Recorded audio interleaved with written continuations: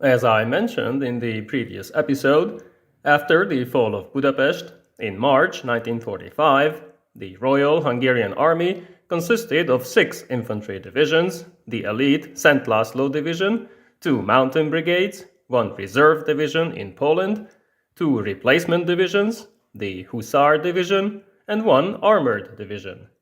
Most of these formations were weak or under reorganization after taking heavy losses. There were also several Waffen-SS and regular training units scattered all over Austria, Germany, and even Denmark until the very end, which is the topic of today's video.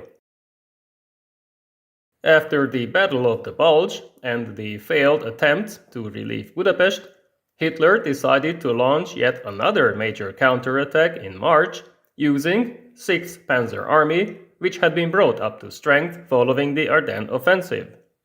The objective was to protect the last major source of crude oil around the city of Nagykanizsa and regain most of Transdanubia, establishing bridgeheads across the Danube for future offensives.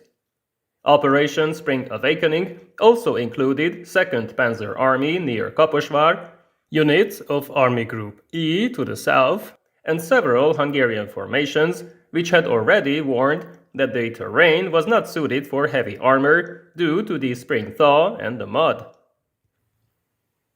In the first half of March, after just 3 days of heavy fighting, breakthrough was achieved between Balaton and Lake Velence, but by then the lack of ammunition and fuel slowed down the German advance, while Soviet reserves had been moved up.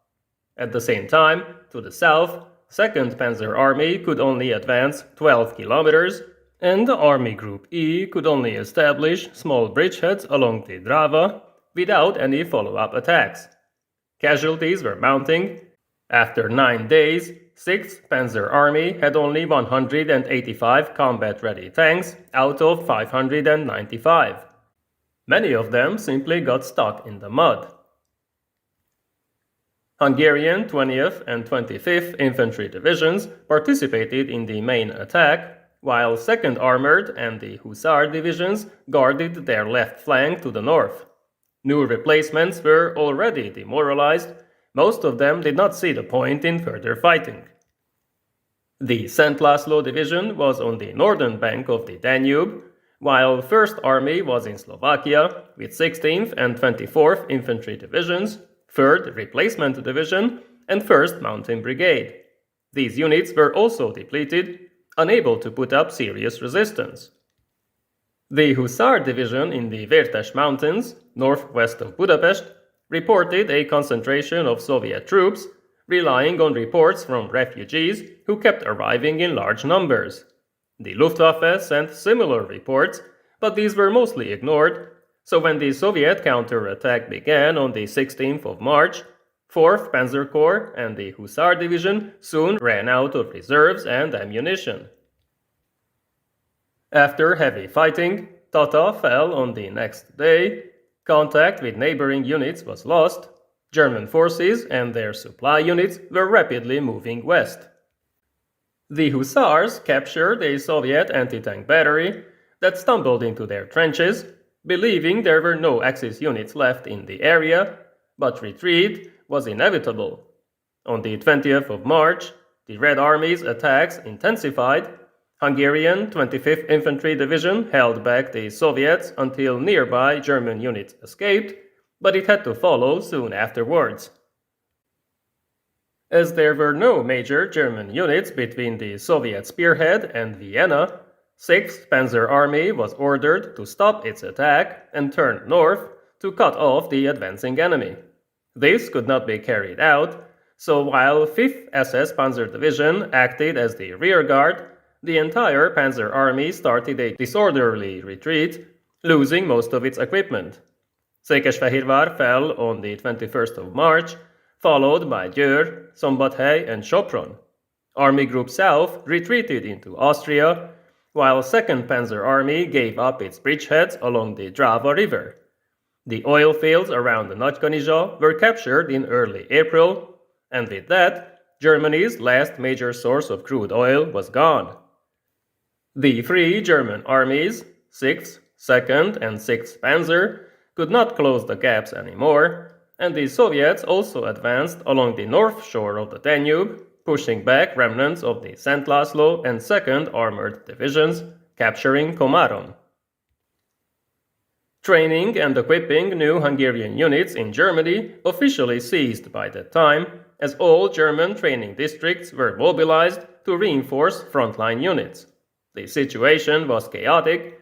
Defense Minister of the Hungarian Nazi government, General Berekvi, had no telephone line to his German contact, but his orders and requests were ignored anyway.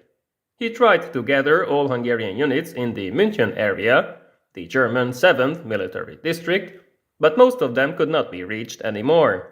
Not to mention that moving westwards was their primary objective to avoid Soviet captivity. 3 Hungarian infantry tank hunter battalions had been raised in Austria back in February using remnants of 1st Armored Division. The 25th and 26th Waffen-SS divisions were near Nürnberg, along with the Hungarian Anti-Aircraft Group, a motor vehicle training regiment, a signal battalion, and the 101st Infantry Regiment, which was the first and only unit of the new Kossuth Infantry Division. 9 replacement and training regiments were scattered in Germany and Denmark, together with 4 Hussar companies, several artillery battalions, the Ludovica Military Academy, the Infantry Cadet School, the Artillery School, the NCO School, and various other organizations. Many civilians arrived from Hungary, family members of officers and enlisted men, ethnic Germans, and those who wanted to surrender to the Western Allies. Owing to reports about the complete unreliability of the remaining Hungarian troops, General Balck, commander of German 6th Army, disarmed all those who were still with them and used them as labor units. 2nd Panzer and 8th Armies did not follow this example, but it did not change much.